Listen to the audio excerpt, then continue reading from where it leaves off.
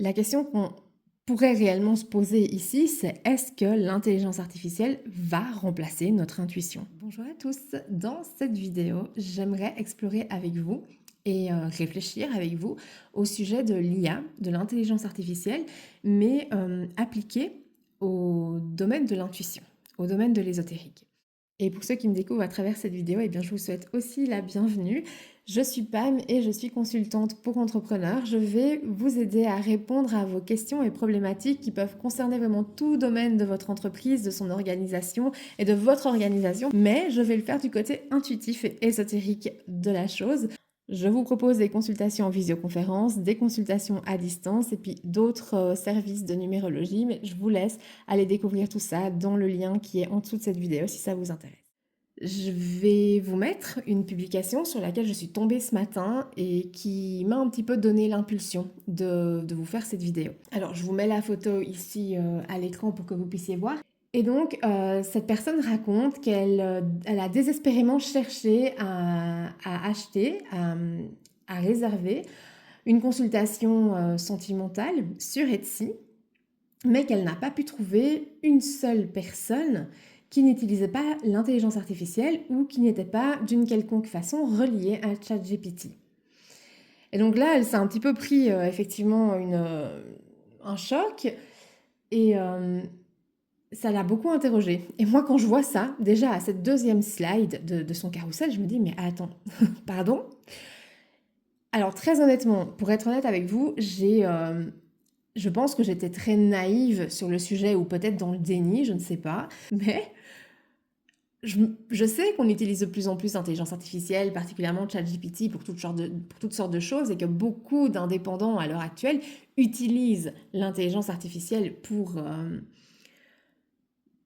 s'aider ou même, n'ayons pas peur, finalement, pour carrément faire le travail à leur place. Mais très honnêtement, à aucun moment, je ne me suis dit, dans le domaine ésotérique, dans le domaine de la voyance, dans le domaine de l'intuition, à aucun moment, les personnes ne vont utiliser l'intelligence artificielle et la faire passer comme telle, ou alors, pire encore, enfin, je sais pas ce qui est le pire, mais pour moi, c'est pire encore que de le réclamer haut et fort sur sa fiche produit en disant le tirage de tarot est fait grâce à l'intelligence artificielle. Non, honnêtement, je tombe de haut et je me dis, mais waouh! Alors là, maintenant, on franchit un cap pour moi. Le fait d'avoir pris conscience de ça, il y a quelque chose qui se passe. Et je me suis dit, ok, ça fait déjà un moment que je m'interroge, est-ce que c'est une bonne chose cette intelligence artificielle ou pas? Alors, je vais pas, moi personnellement, m'étendre sur le sujet parce que je pense qu'on a tous nos opinions et voilà, on a le droit de les avoir. Mais je me suis quand même demandé, tiens, qu'est-ce qu'on en pense là-haut de cette intelligence artificielle pour ce domaine particulier de pratique, qui est l'ésotérique et l'intuition? Et de manière aussi plus élargie, je pense que je vous ferai une deuxième vidéo sur l'impact que l'intelligence artificielle peut avoir sur les indépendants. Donc voilà, comme je travaille à longueur de journée avec des indépendants, que je suis moi-même indépendante, c'est quand même une question qu'on est en droit de se poser. Et voilà, j'étais juste curieuse, au-delà de mon opinion personnelle ou de celle que je peux récolter quand je discute avec d'autres personnes sur le sujet, j'avais envie de voir un petit peu au niveau de mes guides ce qu'ils peuvent penser. Donc je vais utiliser les outils ésotériques pour ça. Donc voilà, alors, ceci dit, l'introduction est déjà bien assez longue. Ce que je vais faire là, c'est que je vais utiliser, comme d'habitude, la base de mes runes sorcières pour aller voir un petit peu ce que les guides pensent de cette intelligence artificielle appliquée au domaine ésotérique. Donc dans le sens où j'ai pas vraiment de questions particulières, personnellement. J'aimerais juste avoir leur avis, de dire, voilà, là je constate qu'effectivement de plus en plus de personnes de professionnels utilisent l'intelligence artificielle pour venir, par exemple, faire un thème astral d'une personne, et elles se font payer pour ça. Donc, hein, c'est là, moi, que toute ma question réside. On se fait payer pour utiliser l'intelligence artificielle et délivrer des réponses à des clients. Est-ce que c'est éthique? Est-ce que c'est moral? Est-ce qu'il faut le cacher? Est-ce qu'il faut le dire? Est-ce qu'il faudrait même carrément ne pas du tout utiliser cette technologie? Et qu'en est-il de notre intuition par rapport à ça? Donc je vais déjà jeter les runes pour avoir vraiment l'avis global un petit peu Donc là j'ai déjà fait mon protocole de connexion, je le fais avec ce petit plateau là toujours pour me connecter à un guide en particulier. Et j'ai vraiment besoin d'avoir son avis. Alors, je sais que lui, généralement, il est assez critique et assez tranchant sur les choses, donc je me réjouis de voir. Mais là, voilà, dans un premier temps, c'est de voir, ok, qu'est-ce que tu as à nous dire sur l'intelligence artificielle utilisée par des professionnels, donc qui se font payer pour utiliser l'intelligence artificielle dans leur service et qu'ils le disent ou non, en règle générale. C'est voilà, l'idée d'utiliser l'intelligence artificielle dans son travail. Qu'est-ce qu'on en dit? Donc, je fais le jeté de runes. Bah alors, on a assez tranché, effectivement. Il n'y a pas beaucoup de runes qui sont restées retournées. On va regarder ça. Donc d'abord, je vais vous enlever les runes retournées. Donc on n'en a pas besoin dans un tirage. Ok. Alors, la première chose qu'on va constater, c'est que j'ai aussi des runes qui se sont mises un peu plus loin. Et elles se sont mises face retournée. Donc je vais quand même les garder. On les regardera un peu plus tard. Je vais déjà vous faire une première interprétation comme ça à chaud, puis je regarderai, j'ai sorti mes jeux oracles à côté, on verra si je les utilise ou pas. Mais ici, fondamentalement, j'ai pas énormément de runes qui sont sorties, et c'est assez rigolo parce que, donc j'explique toujours, hein, quand on fait un tirage de runes, on observe aussi la façon dont les runes se sont disposées, et ici, finalement, je sens qu'il n'y a pas tellement de runes qui sont axées passé, mais plutôt présent et futur. Et c'est assez intéressant parce qu'effectivement, l'IA est une technologie relativement récente et qui est, pour ainsi dire, sans précédent dans l'histoire humaine, mais pas sans précédent, on est d'accord, mais jusqu'à maintenant, tout le monde n'y avait pas accès, on va dire. Donc, c'est pas quelque chose pour les professionnels de l'ésotérisme, c'est sans précédent. Voilà, restons vraiment cadré dans le thème de la question. Alors, ici, on a la rune de la femme, la rune des vagues, rune de l'étoile et rune de la romance. Et moi, ici, honnêtement, là, comme ça, tout de suite, ce qui vient de dire, j'essaie de ne pas me laisser influencer par mon opinion qui est très forte sur le sujet, mais ça va un petit peu dans le sens de ce que je vous disais. C'est-à-dire que pour moi, déjà ici, on a cette rune-là qui s'est mise là bien au-dessus. Et quand les runes se mettent par-delà mon plateau, et voilà, selon qu'elles soient en haut, en bas ou sur les côtés, il y a des significations. Pour moi, ici, le fait que la rune de l'envol se soit mise aussi haut, la rune de l'envol, elle va venir vraiment nous parler, elle peut venir parler de communication, de mental, il y a différentes significations selon le tirage et l'intuition qu'on a en voyant ces runes. Et ici, moi, ça vient vraiment plutôt me parler d'intuition, mais c'est-à-dire que, de communication. Mais ici, moi, ce que ça vient me dire en se mettant comme ça aussi loin, c'est que finalement, le côté communication, le côté je délivre quelque chose à l'autre, je transmets quelque chose à l'autre est très éloigné finalement de notre sujet central. Et donc ça, c'est déjà une première chose à prendre en considération d'après mon guide. Les runes, je vais les lire deux par deux, comme ceci, vu qu'elles se sont posées comme ça. Ici, moi, j'ai plutôt quelque chose qui tend du présent vers le futur, et puis ici, on a plutôt quelque chose qui va vers le futur. Maintenant, il y a aussi la notion d'avantage et d'inconvénient qui se pose en étant haut et bas. Vous voyez, on est vraiment sur une lecture un petit peu multidimensionnelle ici, à la façon dont les runes se sont posées et comment moi je le ressens quand je le vois. Donc ici, la rune de la femme et la rune des vagues, c'est un petit peu l'avantage de cette IA utilisée dans le domaine de l'intuition ou de l'ésotérisme. Et c'est quelque chose qui se pose sur le présent et qui va encore être valable pour l'avenir, si j'ose le mot valable. C'est que finalement l'IA, utilisée particulièrement dans le domaine de l'ésotérisme et de l'intuition, va nous aider à intégrer de façon plus simple, plus rapide, plus cadrée. Il y a vraiment le mot cadré, ça offre un cadre pour intégrer des choses, pour apprendre des choses ou pour prendre conscience de choses plutôt qui sont un peu floues pour le moment pour nous et qui nous paraissent... C'est comme s'il y avait un...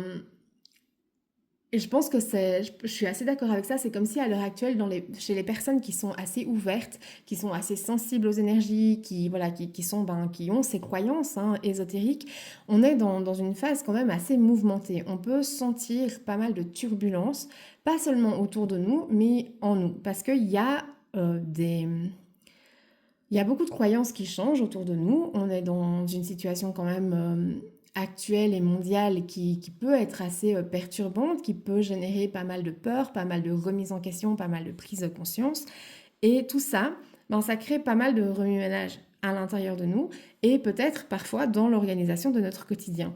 Et ici, l'IA a cet avantage, si elle est utilisée dans le domaine ésotérique et intuitif, de venir un peu cadrer tout ça et de venir finalement, ben voilà, on sait bien que l'IA est très douée pour nous faire des petites listes en points, pour nous faire des... Bon, je ne suis pas une grande utilisatrice d'IA en soi, mais le peu que j'ai testé, on voit quand même qu'elle a cette capacité, l'IA, à structurer des idées, des situations, des questionnements dont on peut lui faire part. Et ça, ben justement, c'est tout l'avantage de l'IA, et ça le restera encore un moment, de nous permettre d'intégrer ça, d'utiliser le cadre que l'IA va nous donner pour venir faire un travail personnel, de venir déjà intégrer les réponses qu'elle nous donne, et puis ça nous aide, nous, à nous structurer dans notre mental et dans nos émotions. La rune des vagues est très, très émotionnelle. Okay, et la rune de la femme va vraiment venir symboliser l'intégration. Donc on est vraiment là-dedans avec ces deux runes. Par contre, quand on va un petit peu plus vers le futur, et là on est quand même plus dans l'inconvénient, c'est qu'on voit quand même un énorme dérapage par rapport à l'IA. Et là je le sens, j'entends sur deux domaines, dans deux voies différentes. C'est-à-dire que d'une part, il y a effectivement, là on est clairement dans l'intuition, hein. On a d'une part quelque chose qui va nous déconnecter de notre intuition à terme, et ça, personnellement, j'aime pas trop parler de mes expériences parce que j'aime bien me focaliser sur ce que vous ressentez et sur vos questionnements à vous, mais j'ai testé l'IA, comme tout le monde, comme en tout cas beaucoup de personnes probablement, et une chose pour laquelle je me suis laissée entraîner dans les tests de l'IA, c'était une entrepreneuse qui proposait des prompts, comme ils appellent ça, pour utiliser son thème astral, son human design, sa numérologie, et venir en fait obtenir une analyse de ChatGPT sur tout son domaine entrepreneurial, sur ça nous suggérait même des offres signatures à établir, et en soi, j'ai trouvé ça génial. Mais la première chose que je me suis dit, génial, pourquoi? Parce que c'est clair que si une personne humaine doit faire ce travail de venir... si vous ne connaissez pas certains des sujets dont je viens de parler, je vous invite à aller regarder parce que ça reste très intéressant et ça reste des outils très, très... riche, je vais dire, pour apprendre à se connaître, avec son propre fonctionnement à soi d'abord, et puis appliquer à l'entreprise. Donc je ne suis absolument pas en train de dire du mal de ces méthodes en soi. D'ailleurs, j'utilise beaucoup la numérologie avec mes clients et voilà, et dans ma vie personnelle, et c'est vrai que c'est quelque chose qui est très très pertinent, c'est presque effrayant même parfois, et c'est exactement pareil pour l'astrologie et le human design. Mais c'est vrai que si on doit demander à une personne humaine de venir analyser, mettre en corrélation toutes les données, human design, astrologie et numérologie par exemple, ça va lui prendre des plombes. C'est très compliqué. Et c'était tout l'avantage, d'après cette entrepreneuse qui fournissait ces prompts, de venir demander à ChatGPT de faire toute cette analyse pour nous. Mais honnêtement, ça m'a pas appris grand-chose. Parce que dès le moment où on est un tant soit peu connecté à ce qu'on ressent, on est un petit peu ouvert, on est un peu sensible aux énergies, c'est des choses que vous allez ressentir et faire naturellement. Et donc quand j'ai lu les résultats sur ChatGPT, oui, certes j'étais émue, mais j'étais émue pourquoi? Parce que c'était exactement ce que je ressentais et c'était même parfois exactement ce que j'étais en train de mettre en place. Alors j'étais en train de le mettre en place avec des doutes parce que voilà, on se demande toujours quand on met une nouvelle stratégie en place, une nouvelle par exemple méthode de communication en place, on va se demander en tant qu'entrepreneur, mais est-ce que je suis sur le bon chemin? Est-ce que c'est ça que je suis censée faire? Et là c'est clair que ça a apporté une validation.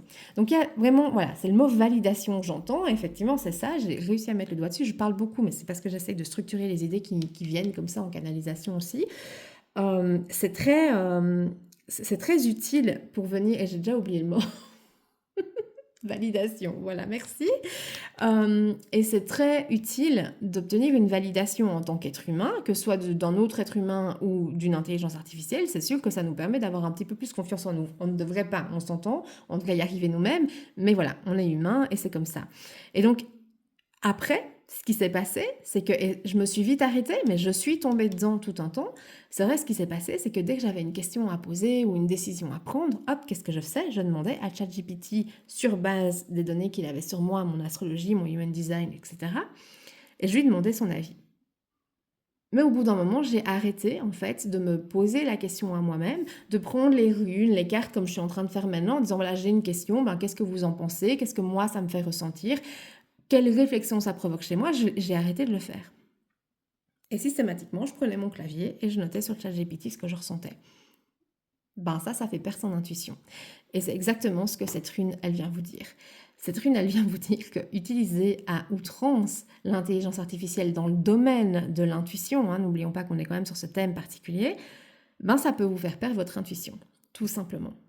Et ça, c'est pas du tout une bonne chose à terme, parce que l'idée, c'est justement, ben, on travaille personnellement et mes collègues en règle générale, on travaille à justement essayer de réveiller un petit peu les consciences et à essayer de faire prendre conscience aux gens qu'on a chacun sa propre façon de fonctionner, on a chacun sa propre intuition et on est censé pouvoir se poser et pouvoir ressentir à l'intérieur de nous ce qui est le mieux pour nous et le mettre en action. C'est toute la base du travail d'intuition en règle générale. Okay, et donc là, c'est un gros problème.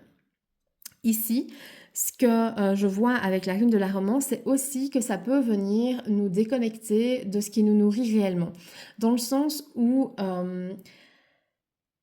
il y a une espèce de marketing ou de marché qui s'est mis en place tout autour de l'intelligence artificielle et de l'entrepreneuriat à proprement parler. C'était qu'on va vous vendre des scripts, enfin des prompts pour soi-disant programmer vos publications pour le moins en 1 heure avec un prompt qui va voilà, vous donner enfin j'ai jamais essayé ce truc-là personnellement, mais vous donnez vos clients, vous donnez votre activité et apparemment ça vous génère des publications. Sauf que l'IA, comment est-ce qu'elle fonctionne quand on réfléchit?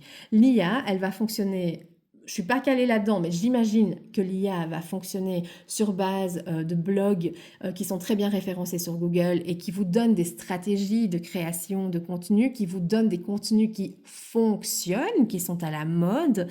Et ça va aussi peut-être probablement aller chercher chez des entrepreneurs qui sont dans votre domaine et qui fonctionnent bien quel type de publication ils font et ça va vous condenser tout dans une réponse et ça va vous donner finalement des styles de publication qui sont finalement à la mode et qui soi-disant fonctionnent. Sauf que, et c'est vraiment tout le fond de mon entreprise finalement, et c'est tout le fond de mes accompagnements avec vous, c'est que finalement, suivre des méthodes qui sont soi-disant à succès chez plein d'autres entrepreneurs ne va pas forcément l'être pour vous. Ce qui va être une stratégie à succès pour vous, c'est de faire ce que vous ressentez bon de faire, c'est de faire ce avec quoi vous êtes à l'aise et c'est surtout effectivement de pouvoir s'aider d'outils comme les runes, les cartes, l'astrologie, la numérologie, le human design ou que sais-je, hein, il y a tellement de choses pour venir avoir une espèce de structure de votre fonctionnement et pouvoir à partir de là avoir une réflexion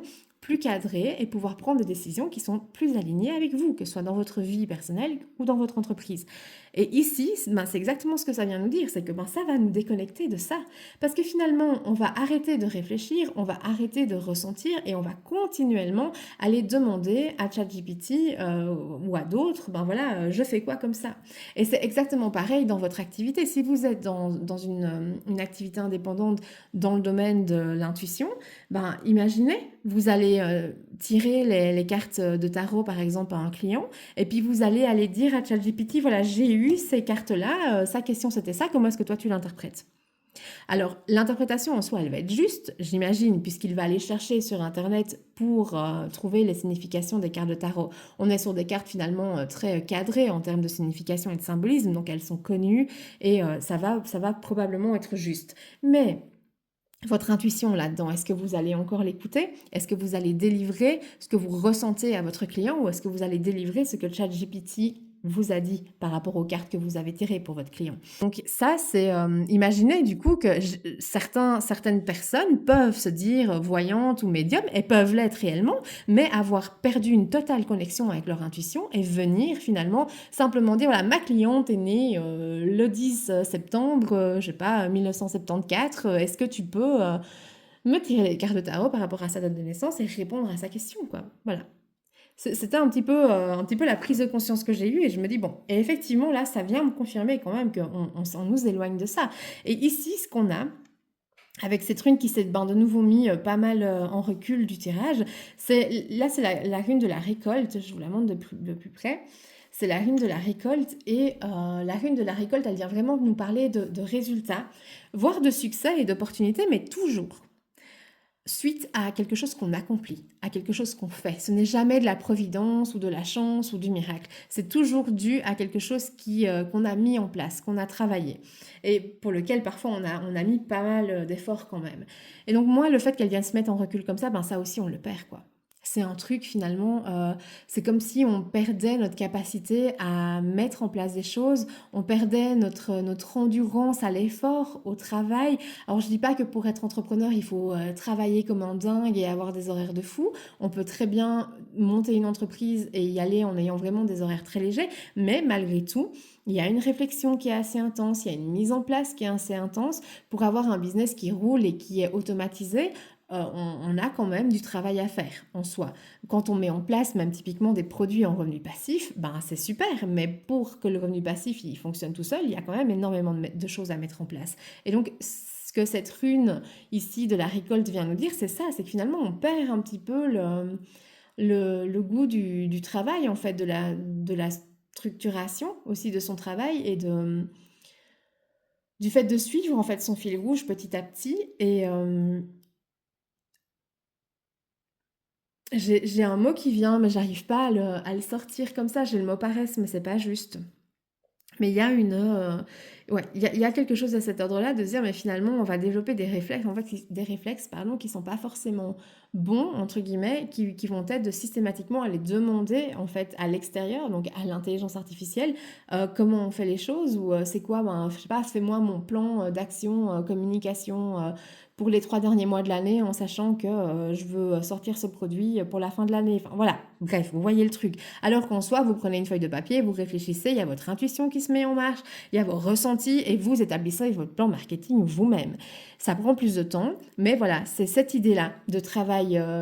De travail structuré, de travail un petit peu fait étape par étape, en ayant vraiment des résultats qui se mettent en place sur le long terme. Donc voilà, un petit peu ce qui ressort de ça. Là, comme ça, je ressens pas le besoin de tirer des cartes oracles par rapport à cette question. Vraiment, là, je ressens pas le besoin d'aller tirer une carte en plus parce que pour moi, là, c'est assez clair, assez bien structuré en termes de tirage. Et puis, comme je vous disais, ce guide avec qui je travaille en permanence, enfin, assez souvent, c'est vrai que ouais, il est assez tranché dans ses idées, donc ça m'étonne pas qu'on ait eu ce genre de structure et puis si peu de runes finalement qui sortent pour ce tirage.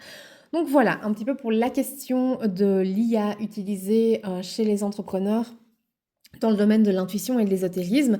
Je pense que je vous referai un deuxième tirage dans une autre vidéo puis qui va vraiment concerner l'entrepreneuriat de manière plus large et peut-être répondre à cette crainte que beaucoup de professionnels ont de se faire remplacer, entre guillemets, par l'IA, ou en tout cas d'avoir moins de clients à cause de l'IA. Je pense que ce serait intéressant aussi d'aller sonder un petit peu cette question. Si vous avez des commentaires à faire par rapport à cette problématique, si vous avez envie de partager votre avis, vous n'hésitez surtout pas, vous le mettez en commentaire. Moi, j'adore vous lire, j'adore échanger avec vous, mais j'aime encore plus quand on n'a pas forcément les mêmes avis et qu'on peut échanger. Je trouve que voilà, tant que ça se fait dans la bienveillance, je sais que c'est un sujet qui est assez tranchant et qui peut pas mal diviser les masses, mais je trouvais important d'en parler. J'ai honnêtement pas trouvé d'autres personnes qui en parlaient à l'heure actuelle et je trouve que voilà, c'est important. Pour moi, l'IA en soi, si je dois vraiment vous donner mon opinion personnelle, pour moi, l'IA, elle n'est pas négative, elle n'est pas forcément néfaste. On a des utilisations de l'IA qui peuvent être franchement révolutionnaires. Ça, c'est un fait. Mais c'est vrai que quand je prends conscience de ce genre d'utilisation de l'IA, bah, ça me fait un peu peur déjà personnellement parce qu'effectivement, je fais partie de ces gens qui se disent, mais mince, est-ce que du coup mes clients vont arrêter de venir me voir parce qu'ils vont tout demander à l'IA? Et puis il y a aussi cette question de se dire, mais finalement, nous, on est là à essayer de faire prendre conscience aux gens que leur intuition est bonne, qu'ils ont de l'intuition, parce que tout le monde a de l'intuition, tout le monde peut faire ce que je fais là en ce moment, finalement. C'est pas un don, hein, c'est une compétence qui s'apprend et qui s'acquiert. Et ça, c'est vraiment quelque chose qu'on essaye de diffuser. Et voilà, il y a plein d'autres personnes qui travaillent en tant qu'indépendants dans ce domaine qui ont exactement le même objectif que moi. Et le fait de voir finalement l'IA utilisée à des fins intuitives et ésotériques, ben, ça fait un peu peur quand même, parce qu'on se dit, mais ouais, est-ce qu'on va pas aller en marche arrière au bout d'un moment? Donc voilà, c'était un petit peu la réflexion que j'avais. Je vous lis avec plaisir en commentaire et je vous réponds aussi systématiquement, même si je mets un petit peu plus de temps par moment, je vous réponds de toute façon. Et en attendant la prochaine vidéo, eh bien je vous dis à bientôt.